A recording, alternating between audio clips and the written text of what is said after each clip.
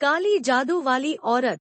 एक डरावनी कहानी। उत्तर प्रदेश के एक छोटे से गांव धौलापुर में एक वीरान हवेली थी, जिसे लोग चुड़ैल वाली हवेली कहते थे। गांव में मान्यता थी कि वहां एक औरत का भूत रहता है जो काला जादू करती थी। उसका नाम था मायावती।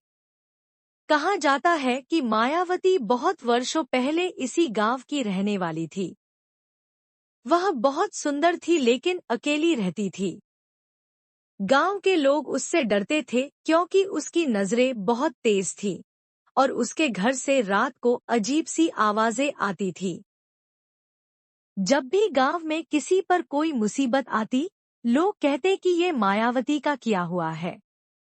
एक दिन गांव के एक नौजवान अर्जुन ने तय किया कि वह इस रहस्य से पर्दा उठाएगा। उसने अपने दोस्तों के साथ हवेली में रात बिताने की योजना बनाई। जब वे रात को वहां पहुंचे, तो हवेली पूरी तरह सुनसान और अंधेरी थी। मगर जैसे ही आधी रात हुई, हवेली की दीवारों पर लाल रोशनी चमकने लगी और हवा में अजीब सी गंध फैल गई। अर्जुन ने देखा कि एक औरत सफेद साड़ी में लंबे बालों के साथ हवा में तैरती हुई सीढ़ियों से नीचे आ रही थी। उसकी आंखें लाल थीं और होंठों पर काली मुस्कान। वह बोली, तुमने मेरी दुनिया में कदम रखा है, अब वापसी नहीं होगी। अर्जुन और उसके दोस्त डर के मारे भागने लगे लेकिन उनके पैर जैसे जमीन से चिपक गए थे। मायावती ने अचानक हवा में मंत्र पढ़ना शुरू कर दिया और उसके सामने काले धुएं से एक आकृति बनने लगी, एक विशालकाय राक्षस। अर्जुन ने अपनी जेब से मां की दी हुई रामनामी निकाली और जोर से हनुमान चालीसा पढ़ना शुरू किया।